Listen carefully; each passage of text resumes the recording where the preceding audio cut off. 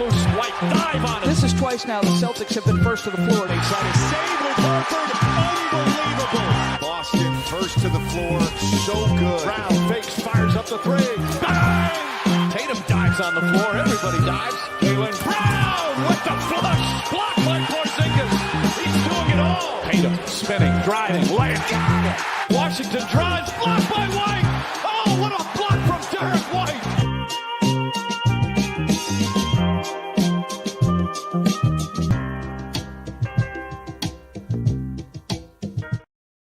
All right, welcome in. First to the floor, NBA trade deadline special. Ben Vallis here, along with Jake Eisenberg. And Jake, it is 6:45 a.m.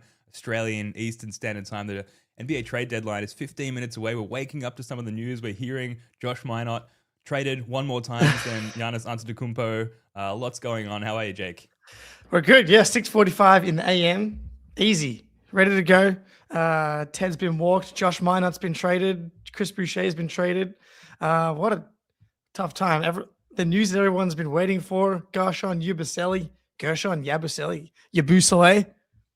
been traded from the net. Maybe that's the buyout guy that we've been looking for. Fucking Ivica Zubats, not a Boston Celtic, and Indiana Pacer. That one's annoying. Considering that the Celtics clearly wanted him. But we're going to bounce around a fair bit, it feels like. And then in the chat, just no lying in the chat. That's the one rule, is that you have to tell the truth.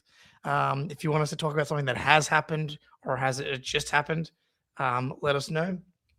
We're tracking stuff, though. But we need your help, chat. But we're waking up, and hopefully the fun for you as well. Probably reacting to a lot of this news for the first time with the deadline now 14 minutes away. I think we'll throw this up on the podcast feed as well, Jake. So hello, our future podcast listeners. But we've got, if you're watching on YouTube, we've got TweetDeck up on the screen. We've got Shams on the right, and we've got just like a filter of NBA media people on the left. We've got the NBA trade tracker, courtesy of NBA Reddit, and we've got Celtics Reddit as well. So we've got multiple swim lanes of data coming in to keep us abreast of what's going on. But I guess while we wait for the deadline and for more news to trickle in, starting with the Celtics stuff. So Josh Minott, why not Minott? I guess we'll never know, because now it's very much not Minott. He's gone. It looks like these are like little moves to get under the tax, it would seem. So Minott is gone. Chris Boucher is gone. I don't think we got anything back in either trade. They seem like salary dumps. So on the pod a couple of nights ago, Jake, I was like, why would they go under the tax? They'd have to be under the tax for multiple years to stop the repeater. So that makes no sense. But it seems like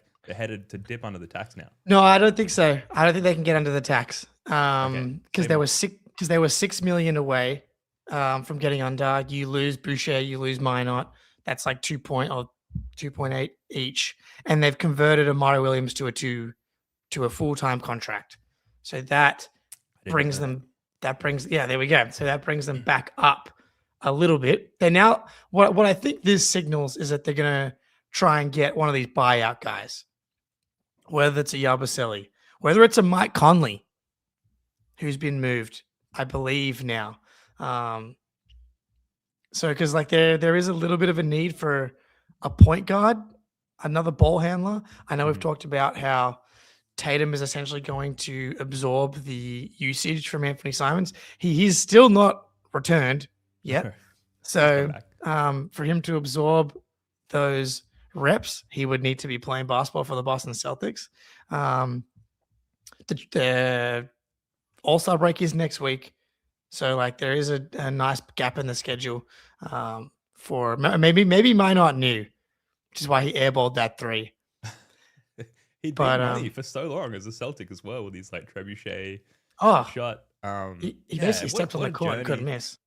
What a journey this year continues to be, where it looked like when the first 5 games or so, Minott was very much a consistent feature of the Celtics lineup and rotation, and then he went back to his Minnesota Timberwolves sort of rotation level involvement, not playing at all, and now he's gone. Sad to see. Okay. Yeah, look, to go from the revelation that was Josh Minott for the first month of the season to completely relegated, I still don't really understand why he was relegated. Obviously, he wasn't maintaining the high level that he was at the very beginning of the season, but I totally thought that he'd earned a spot in the rotation. But really, it was just cover and a matter of time before Ron Harper Jr. entered the lineup and stole everybody's job. Yeah, stole Kevin Durant's shooting efficiency as well. That's the story of the deadline, really, is that the Well, Celtics have acquired Ron Harper Jr. at the deadline. Forget Jason Tatum. yes. Forget Ivica Zubats. It's Ron Harper Jr., who was awesome last night, rebounding. He basically looked like Josh Minott with a normal jump shot. He was fucking great last night, and what a heat check from Joe Mazzulla. But yeah, we'll probably jump back to that game at some point. So, good point from Brandito99 in the chat. Keith said moving Tillman will get us on the tax. Keith Smith here, yeah. The Celtics are now one move from getting out of the luxury tax entirely. Keep an eye on a Xavier Tillman move. Boston has added center depth with Nikola Vucevic and converting Amari Williams to a standard contract. So if they are able to dump Tillman now, that gets them out of the tax. But there's still roster spots to fill, right? Like Does that take them to 13 players or to 14? It's hard. How many are they at right now? I thought they were at 13, right? At 14 now. So if they get down to 13, they will need to add a player. I'm pretty sure you can't roll with 13 players on your roster unless there's like another two-way that they can convert in order. See, this is where we've got pretty good cap knowledge, but we do not have Keith Smith cap knowledge. I'm trying to bring up Keith Smith's website right now, but I'm demonstrating the slowness of the Australian internet. I will say Spot Track constantly slow to open. Yeah, right. So take that, Keith Smith. Looks to be updated. Are they no Boucher and no no Minot? Amari Williams fully guaranteed? No, so Mari's still a two-way. Yeah, okay. Not fully updated. But we can do this maths. Oh, we've lost Boucher and Minot, who are not on this roster. Yeah. And Amari is right? Yeah. Yeah. So 13. Amari, Walsh, Cater, Gaza, Tillman, Baylor, Ugo, Pritchard, Alza, Vucevic, Derek White, Jaylen Brown, Jason Tatum, 13. Amari Williams. That's 14. 13. So if you lose Tillman, you only have 13. Live counting. You know what I also did just now when I was saying all the names? Like, it's taken me so long to figure out how to say Ugo Gonzalez's name without you pronouncing the Hugo in the huh. And then when I got to Sam Hauser, I went Sam Alza, which he may have been Sam Alza a couple of generations ago back in Germany. Like, that would not surprise me in the slightest. That's a good point. So we're at 13. We both counted. You counted 14. I counted 13. I think it's 13. All right. It might be 13. Chat, William. No input, but just throwing money our way. Appreciate that. What a king. But even still, that makes it even more difficult. Because if you lose Tillman, then you still have to sign someone. Tillman makes 2.5. I wonder if you sign a buyout guy that doesn't count for like the full amount. Yeah. And so you still stay under the tax? Yeah. Maybe that's something to do with it. That's anyway. But again, and I think I need you to help me understand this, and hopefully some listeners as well. Like, what is the benefit of getting under the tax unless you intend to stay under it for multiple years? Which you just stay under it for one more year next year, and then you're out of the repeater. It just seems crazy doing that in the Jays' prime, like not going for it. But then would you rather do it next year or do it in like 3 years when you're entering like 23-year-old Ugo Gonzalez, like all like this wave of Ron Harper Juniors and Amari Williamses and all these guys? As these guys enter, I mean, they could still be awesome next year without being in the tax. That's the thing. Like, you can essentially have this roster, but just be out of the tax. And then all of a sudden you're bundling a Hauser and whoever you sign with the like a half the MLE next season to upgrade the roster. Like you're just taking a slight step back in order to go right back into the second aprons and into the tax in the middle/tail end of the prime of the Jays after next season. Yeah, because you can still win and win the title, being out of the tax. I would like to know, maybe Jack can help us out. Like, when's the last time a team won the NBA championship while being under the luxury tax? Was it maybe the Oklahoma City Thunder last season, potentially? The very last season? Surely not. Yeah. I'm not sure if I can go back in time on Spot Track here. Anyway, they are currently still out of the luxury tax. So the Oklahoma City Thunder. So they could win the title this year. Well, there goes that theory. they're in a significantly better roster. Yeah, they're in a very different situation, considering all of their young guys were signed to these crazy deals when they were. We don't have anybody on like their rookie maxes as opposed to the Jays being on their second and third contracts. But anyway. Yeah, it's gonna take me a while to wrap my head around that one, just because of the Jays and where they're at in their career, and they're not going all in financially bothers me. But like anything, I generally default to trusting Brad Stevens. Although there's a Billy C element here.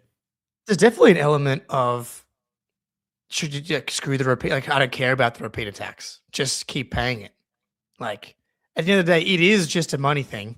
There aren't roster constrictions on being in the tax. Like, being in the tax multiple years doesn't mean you lose picks. So it's like, fuck you, Billy C. Just pay through the nose. My point exactly. Yeah.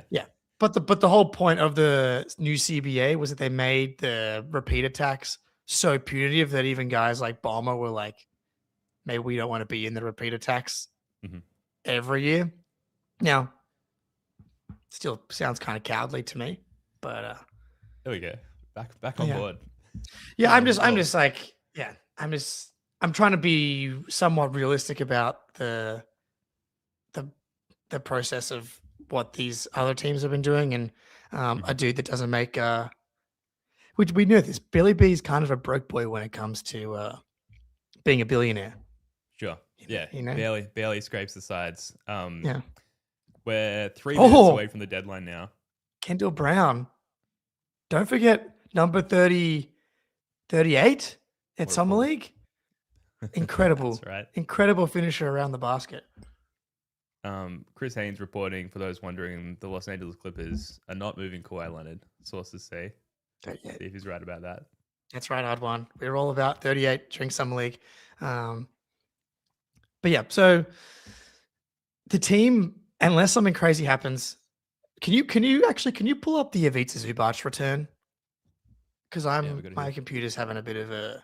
Once I start doing stuff, then my stream starts to shit its pants. Yeah, mine's kind of doing the same thing. But the Clippers got back Benedict Mathurin, Isaiah Jackson, a 2026 protected first round pick. So protected. The protections are between 1 and 4 and the 10th and 30th draft spot. And it becomes unprotected next year.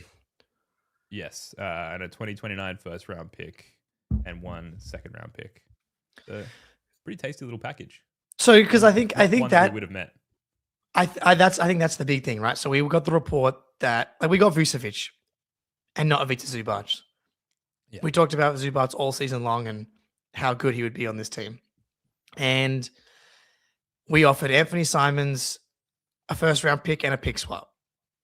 That's definitely not the package that the Pacers just offered. It's very likely that the Clippers could get the 5th pick in this year's draft. It's obviously been protected 1 through 4 for a reason, because the Pacers are probably going to have like a 50+% chance of keeping their pick in the top 4, if not more.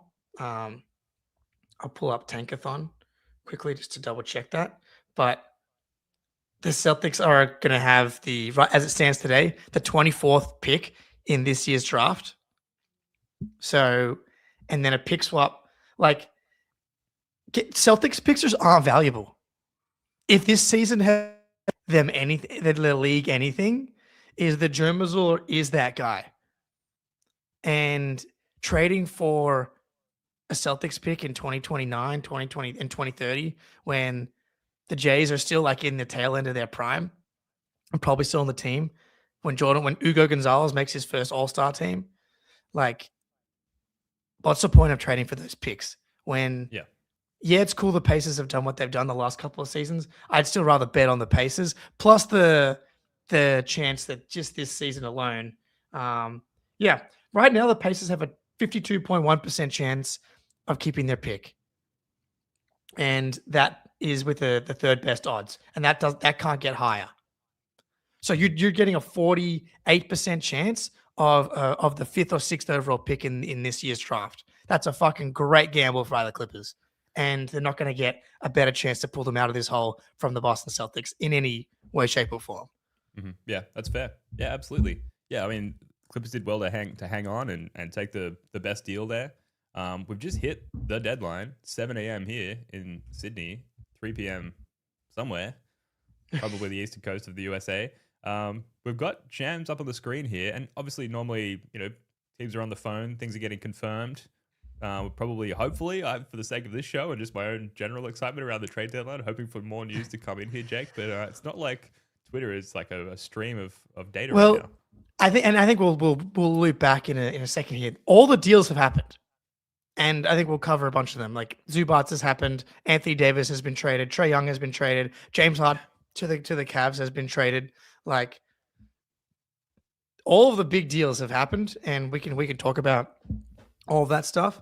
But yeah, I'll make sure we like hit the Ivica Zubats thing, because like, I think if there's anything to criticize Brad for, it's like, okay, Ivica Zubats was available. That was a dude that everybody agreed could be the center of the future. Got people in the chat agreeing the Celtics had no way to beat the Pacers offer. The only way to beat it was like, do you unload every pick you've got? Mm-hmm. Or do you add like, I just don't think it was worth it. Going back to what I've just said about the reason behind the picks being not good is like, Brad and Joe and this infrastructure have proven they can turn Neemias Queta into what they've turned Neemias Queta into. Luka Garza. I'm watching the fucking Rockets game last night and the Mavs game, and I'm like, how does Vucevic play better than Luka Garza? Amari Williams. So I don't think it's worth giving up all of these assets, like really unloading the clip for an Ivica Zubats, when we've seen what these guys can do when you've got more assets in the chamber. Like, can you draft a big man at 23 overall in this upcoming draft, or find someone like, I kind of trust their ability? And if Brad was willing to walk away from a deal for Zubats when they were like, yep, give us 2 more picks, 2 more unprotected picks, and Brad's like, it's just not worth it, I'm willing to walk away at that point. Yeah, absolutely. And look, we're yet to see what Jason Tatum's return looks like. So do you go all in on Ivica Zubats and match an offer like that when you don't necessarily know the environment he's walking into? You can make an educated guess with how Tatum's looking behind the scenes, but with that being a relative unknown, I think it makes sense to not go all in that sense and match an offer like Indies as well. We don't know what the buyout market is going to look like yet, but you look at what's happening in terms of player development and just overall like culture-wise with the Celtics. If you are a bought-out player looking for a new destination, you've got to be looking at the Celtics like, look at what the fuck's going on over here with everybody from top to bottom in the Celtics. That is an environment that I want to be a part of. The Celtics have to see themselves as a top destination from a buyout perspective. So I think keeping some flexibility and options open there is important. There was a good tweet that just came through. We're still waiting for like deadline news to come through, but there's this tweet here that Greeny has reposted. People have no idea what being under the apron means. You get your full MLE, so 12 to 13 mil range, multi-year deal. You get your biannual exception as well, so you can sign another mid-tier free agent for around $4 million. You get sign and trade access, better trade math, so you can take back up to 125% of outgoing salary and no hard cap risk as well. So, and that is the zone in which we are currently in, financially speaking, without going further under the luxury tax or under the luxury tax at all. Given that we're not seeing anything coming through, like it doesn't look like there's been a Tillman move, and therefore doesn't look like we could still waive him, but we still got to pay his salary then. So, are there any maneuvers that you're aware of to get us under the tax? I would wait, but I kind of remember like the next 10 to 15 minutes. Sure. Like everything kind of gets submitted. There's a lot for like little things for Shams to sift through. We keep bringing up the NBC Sports live stream on screen here. Don't go there. Stay here with us. We're having a good time. I like, keep promoting another stream. I saw Corrales tweet something about how, here we go. Boston's moves get them below the first apron by a little more than $4 million. They now have no restrictions on buyout candidates. They also have their biannual exception available, so they can offer more than a minimum to sign buyout guy. So like, and I do think that the Mike Conley now please correct me if I'm wrong. Mike Conley's been traded, right? Yes. And likely to be waived. Yeah. That's a guy I would bring in. I know he's looked pretty washed. Yes. But Celtics infrastructure boost. Got to factor that in. 2, just veteran vibes guy. Like, and a dude that can definitely run pick and roll and like help you in a pinch. I'm like hesitant to bring up his stats right now because I know it's bad. But we need a guard and veteran presence as well. Because Boucher, like he was, if nothing else, the plus 30-year-old veteran presence on the team. And you probably just assign that role to the Jays these days. But Jaden Ivey and Mike Conley went to the Bulls. Man. So Mike Conley in 18.5 minutes per game, 32% from the field. But that basically means 32% from 3. Brother, 32.6% from 2. Oh man, that's not ideal. It's time tough. to hang him up. But a 2.9 to 0.6 assist to turnover ratio.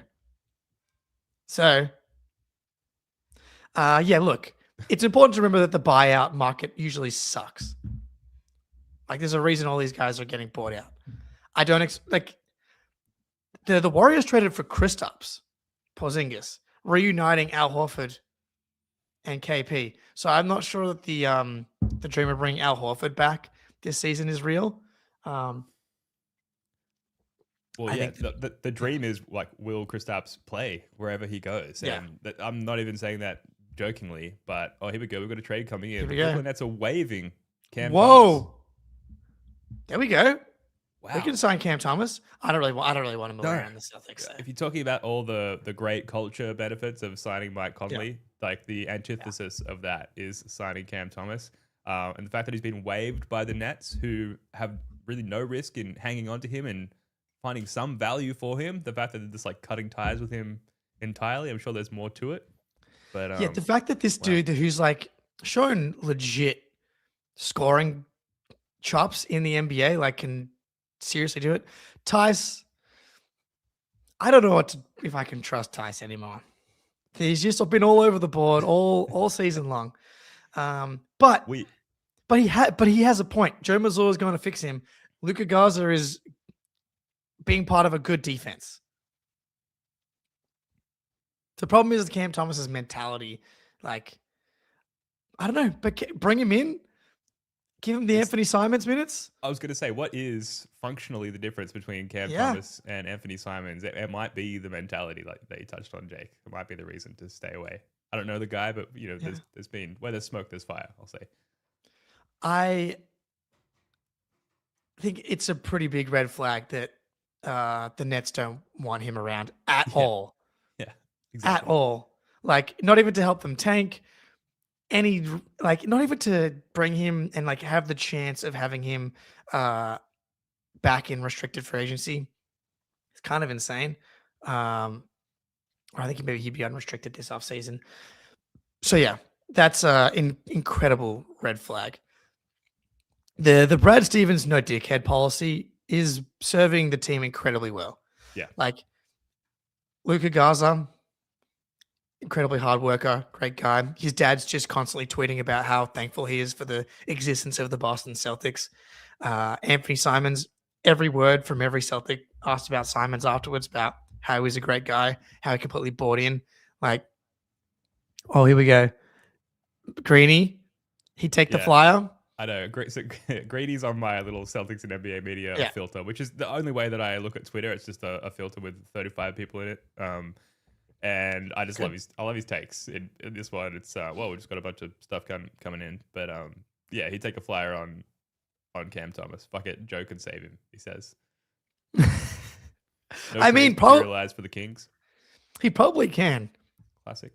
Like he probably can. It would be a good experiment because like it's a low risk move, right? Like if it doesn't work, you can just get rid of him. The question is, can you poison the water though? Maybe. Like if your culture can't handle a shitty buyout guy, like did you really have culture to begin with? You know? So like if you trade for someone like James Harden, that's when you really test your culture. Yeah, that's true. Good luck that's to the Cavs. Yeah. Yeah. Maybe that's a good time. We can keep coming back to this one, but we can like just scroll through the list of all the trades that have happened. There's been many. In no particular order. I don't know if you're interested in doing that, Jake, but we can probably skip a few of these. Yeah, I think if anything comes to mind, or if anyone in the chat wants to talk about a specific deal, let us know. The one that I still can't believe more than any other trade is the James Harden to the Cavs deal. Because I think that one might directly impact the Celtics more than anything the Celtics did. Because the Eastern Conference, it's very possible that the Celtics end up playing the Cavs in round 1 or round 2. And I think it's good for the Celtics. The problem is Darius Garland just right now the Cavs have moved all the way up to the 4 seed quietly. So it's very, very possible that we end up in like a 3-6, 4-5 matchup or a 2-3 second round matchup with the Cavs. Like they've definitely stabilized over the last while here. But yeah, like the fact that they're willing to get rid of Garland, talk about a vote of no confidence. Well, yeah. In the toes. And like, what are the Clippers getting there? If it's such just a total give up on Garland situation for the Cavs, like how can the Clippers have any confidence in a return? But obviously, like the story had just completely ended with Harden, and like both sides wanted to move on, so you have to take what you can get. So in that side, I guess they could look at it as potentially high upside. Maybe it was just a bad situation for Garland, and there's some upside there. But if looking at upside, they should have just held on to Shea, obviously, is something that you can't take back. But what I'm saying is like their ability to forecast like player potential is clearly poor. So good luck to them. I think it's a good move for the Clippers. Like getting anything of value for James Harden at 36 years old. Like I guess it depends on how you perceive Garland. And so their health has been a disaster over the past couple of years. I feel like you eventually will get past the toe injuries. It's taking a lot longer than I thought. Maybe the Cavs don't think he can. Or maybe they're thinking that he might get past it eventually, but by the time that happens, Donovan Mitchell's going to leave. And we need to make a run this season. And if we don't like show Donovan Mitchell, like we can compete and make a conference finals or make a finals and not get smoked in the second round again, then he's gone. And Garland's not helping us achieve that this season. But very easy to make the argument the other way around that Harden's not going to help you do that either. But there is an Eastern Conference exchange rate. Sure. And James Harden's been cooking the Western Conference for a very long time. And he's been fucking awesome this season. And him paired with like Mobley and Allen in the pick and roll, like that'll be really good. Getting Donovan Mitchell off the ball a little bit, staggering those guys. Like Harden has legitimately carried the Clippers through stretches over the past two seasons without Kawhi Leonard. That is the regular season there. Every year it ends the same with James Harden in the playoffs. As a Celtics fan, you're not looking at the incoming Harden thinking, shit, like that's a proper impediment for us in the playoffs, I think. And as a Cavs fan and as Donovan Mitchell, I'd be thinking like latest Greedy tweet. Yeah, we saw it. We'll get to it in a second. Okay. as a Cavs fan, I'd be thinking like, how is this actually going to work with Donovan Mitchell? I get like you want to stagger them, but like in the playoffs where like for like possession after possession, you just want to go to like your best look and your best action. It's James Harden bringing the ball up and Donovan Mitchell's just coming off screens, and that doesn't feel very Cavsy to me. It feels a bit like they're going to have to rework and rewire their offense a little bit. And from what we've seen for the Cavs being kind of an unstable organization in terms of their output on the court, I don't know that I feel confident that they can work that out. Oh, I'm with you. I think that's a great point. And like, I think the deadline is so exciting, but at the end of the day, like the big moves that, like the bigger move for contenders, I'm more hesitant on. I'm more skeptical of working in like the upcoming playoffs. Like even bringing in someone like Vucevic, and you've seen how the Celtics have like really developed and built this chemistry over 50 games. Like Vucevic has a lot of catching up to do. I think he's a smart player and can easily, figure it out and play a good role. But like the more important the role when it comes to a player at the deadline being acquired, I think the less likely it is of reaching its potential. And you talk about James Harden. He is the system, quote James Harden. Yeah. And he's right. So like if you're gonna have James Harden, you got to play fucking James Harden ball and completely change the way that you play. Like Garland was very much able to be on the ball a lot, be off the ball, fit in the cracks, kind of play a variety of different ways. Harden is on the ball, pick and roll. And if you're trading for James Harden, you know that. Now you can stagger Mitchell and Harden as best you can. And I think having Donovan Mitchell off the ball could be good because he's a great catch and shoot guy. I think sometimes the Cavs can get into trouble when it's like Donovan Mitchell taking 30 shots. It's like as much of a demon as he is against the Celtics, he doesn't actually do that against every team every night. And having a little bit more of diversified offense or having him off the ball could be good. I'm torn on it. On one hand, I'm like, it's James Harden, nothing to worry about. On the other hand, he did fucking kill us in that Sixers series in at least 2 of the games. The game winner over Al Horford in game 1 comes to mind. That being said, he completely evaporated in game 6 and 7. Yeah, I was going to say. So, well, it's going to be interesting to see how that plays out. I think I've probably got about 15, 20 minutes left, and then I got to hop off and get my kid to school. It's just that time of the day here, but we should rattle off some more things like as it pertains to the Celtics. So the Hornets have waived Mike Conley, sort of helping continue that possibility of that little thought thread. Ja Morant stays with the Grizzlies. I think other things that affect the Celtics is Giannis like staying with the Bucks. He hasn't landed elsewhere, like the Knicks, for example. That is good. And so is he going to like lay dormant with the Bucks organization? Is he going to come back and play? Like presumably yes, but they haven't been necessarily a powerhouse even when he's been on the court. So it's just kind of like one less thing for us to worry about this season, I think, with him staying where he is. Any thoughts there? Yeah. I think I don't think we'll see much Giannis for the rest of the season, would be my guess. Yeah, okay. Like they are now in the they're in the 9th overall lottery odds, and like they get the worst. They're incentivized to tank because of the Pelicans pick also being bad. And they're like, I don't think they can like the Charlotte's legitimately good now. I think. Yeah. Like offensively, they just had one of the best seasons in the last several years. So the Bucks are like 2 games behind the Hornets in the 11th spot and 3 games behind the Bulls in the 10th spot.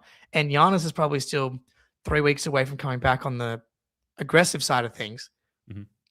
So like, and then like they just like cannot win games without him.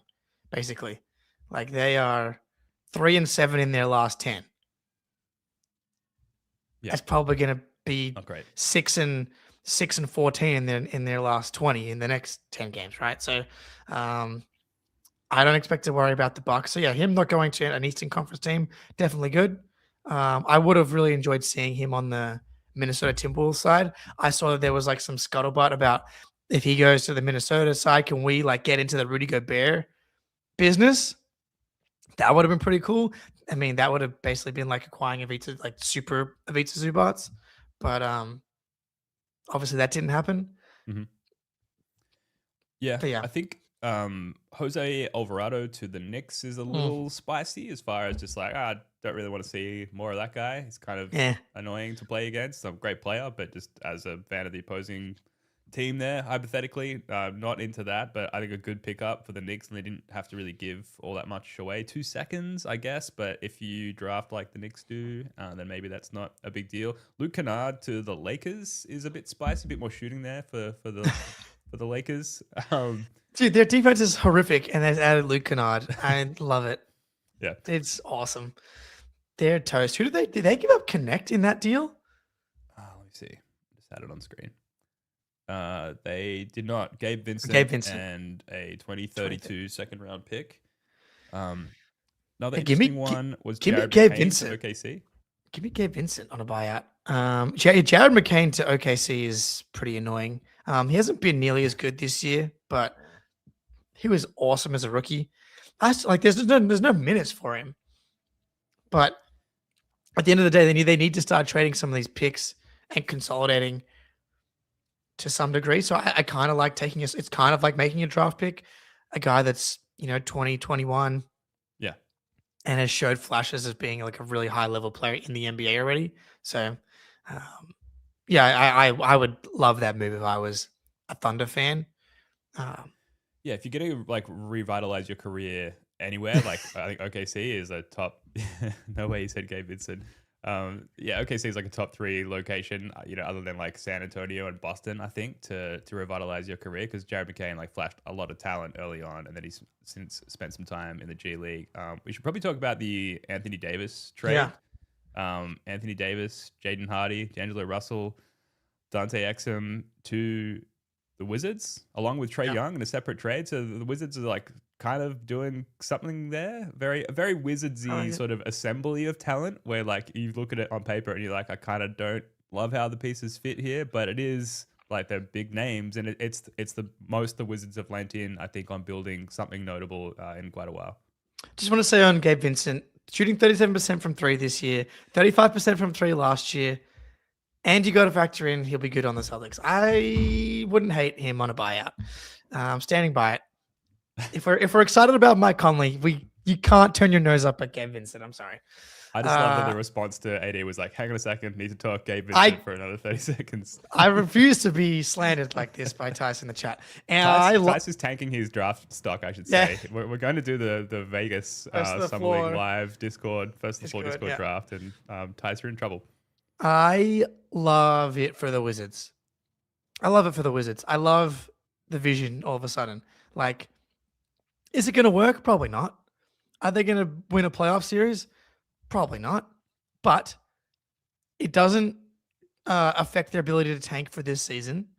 Like, they've already made up several injuries for Trae Young. You don't need to make up any injuries for Anthony Davis. He has like 4 to choose from at this point. It looks so we're just reading the live other Celtics over the tax tweets here. It appears that they were not able to get 1.7 million over the tax is tough. Yeah, good for about 5 million of actual tax bill. Yeah, so, but like just for not resetting it. But I think the important point there is like, okay, they're not doing that as far as right now, and the deadline's passed, so very little mechanism to actually achieve that at this point, if any. It seems like that's not happening, which is telling for the future, I suppose.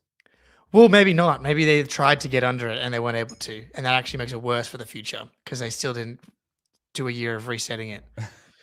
But it pushes the timeline back a year. So at some point, you need to say as an organization, like, well, now we're definitely not going to do it because we can't afford an additional year in this plan to be under for 2 years while the Jays are 30 something. Like, you just can't do that. From a basketball point of view, I agree. It's basketball. It's a business too. As everybody said when Anthony Simons got traded, I don't want them to get under the tax. I don't want them to give a shit about it. Especially now. Now they haven't done it. It's going to be really annoying. I guess if they can be like, I was listening to the Ball podcast. They are right. Like, if you don't get under it this year, you don't get to be like, in 3 years we need to get under it, because you could have done it probably this year. if you really wanted to. So you can't complain in 2 seasons when your tax bill has to be $500 million. Yeah, exactly. Just think about the $20 million you saved in the 2026 trade deadline. But back to Anthony Davis. Like, they're going to still be fine to tank this season. And then next season, it's like, okay, Trae Young, Anthony Davis, Alex Sarr, while saying you're the best player from that draft isn't like saying a lot because that draft is horrendous. And poor Wizards finally getting some lottery luck in that draft and getting the second overall pick sucks because basically in any other draft, they would have been able to get someone really, really good. But Sarr looks like a player. I'm not sure about perennial all-star player, but credit Spooty. You had it from day one. Hey, yeah, I do need to I can't just breeze over that. I've been talking shit about Alex Sarr pretty heavily for the whole time. In person in Vegas a couple of years ago. He was shitting the bed in that Summer League game, to be fair. To be fair, he could not put the ball in the basket for half an hour in the Summer League, which is pretty bad. But definitely like versatile 4/5, very valuable archetype in the modern NBA. You pair him with Anthony Davis, Trae Young running pick and roll, pick and pops with Sarr and Davis, and you got like a couple of wings you're excited about. And like, I don't really want the Wizards to get it because like at the end of the day, all I really care about is the Celtics winning, and the Wizards being bad forever is just good for the Celtics because 2 free wins. But I know they've got a couple of real fans. It would be kind of fun for them to get like Darren Peterson or Cam Boozer or AJ Tybanster and pair them with like this core. It's like, holy shit, the Wizards, if they got Darren Peterson and Trae Young, and it's like, holy fuck, okay, this is both something in the moment if Anthony Davis can be healthy, obviously a huge if, but then they're going to be a team that's going to be interesting to watch for at least the first half of the season next year. And if you got Darren Peterson and Sarr, they've got a core for the future without like mortgaging the future picks to bring in Trae Young and to bring in Anthony Davis. So I really think that this could be a case of having your cake and eating it too. I do think that the Wizards front office has been good since taking over. They've just gotten bad lottery luck, like doing the Marcus Smart deals and bringing in CJ McCollum and doing the Chris Middleton for Kyle Kuzma trade to like get picks in the door for basically nothing, and then bringing in talent for no picks and rolling the dice on injury guys without giving up assets. That's the way to do it. Mm-hmm. So hat tip to the Washington Wizards front office. Rare hat tip. Meanwhile, the Mavs, Chris Middleton coming in. Love that. Not really. AJ Johnson, Malachi Branham, Marvin Bagley, 2 first-round picks, 2026 first-round pick, which is the OKC pick, and then a 2030 top 20 protected first-round pick. So not the best first-round picks, but just like bundling that into the Luka trade from slightly over a year ago. Just insane. We're getting told that someone's going to be booted. Talking some shit in the comments. We're going to wrap this thing up anyway, but I just wanted to touch on the fact that the Mavs have got a huge course correction ahead of them, which everyone knows. I think we should wrap up by talking about just like summarizing the Celtics situation. Sure. Not a lot to recap, unfortunately, but I think that makes sense with what we talked about with sort of the unknown of the Tatum return and what the landscape looks like there, and not going all in on an Ivica Zubats style trade, I think makes sense. And so coming in, Nikola Vucevic, Amari Williams upgraded to a standing contract. Love to see that. So like suddenly like very decent big man depth as well, especially when you factor in like Neemias Queta, like unbelievable like player development trajectory this year. Had like 5 blocks last night in like a dominant win against the Rockets. So we'll do a separate pod on the Celtics Texas 2-stepping because like what an incredible back-to-back there last night, like win of the season for sure, but deserves its own pod entirely. Outgoing for the Celtics, Anthony Simons, Chris Boucher, Josh Minot, and I think a second-round pick, but although it was a swap there in the Anthony Simons trade. So pretty tidy little trade deadline for the Celtics. Look, all season we've been talking about big man depth, and what do? We signed Nikola Vucevic. We've been asking for Brad Stevens to and Jones to play more Amari Williams and convert Amari Williams. That's what they've done. They've essentially added a big and a half. Anthony Simons out, Josh Minot out, Chris Boucher out. The only one of substance there is Anthony Simons, and as well as he was playing, Peyton Pritchard is like, this is my shit now. Like it looks like he's been rejuvenated. It's like I don't have to share any touches with Anthony Simons now, and I'm back to coming off the bench, and he was having a great season, I thought, despite starting, but it feels like he's going to be a sixth man now, and then Tatum. I do think it speaks a little bit to Tatum coming. I would say if it adds anything one way or another to feeling more or less confident about Tatum coming back, I think it makes me feel a little bit more confident about Tatum coming back. Yes, because it feels like the Vucevic is a win now move. If it's definitely not a win later move. You don't think he's going to develop into his late 30s? I mean, maybe.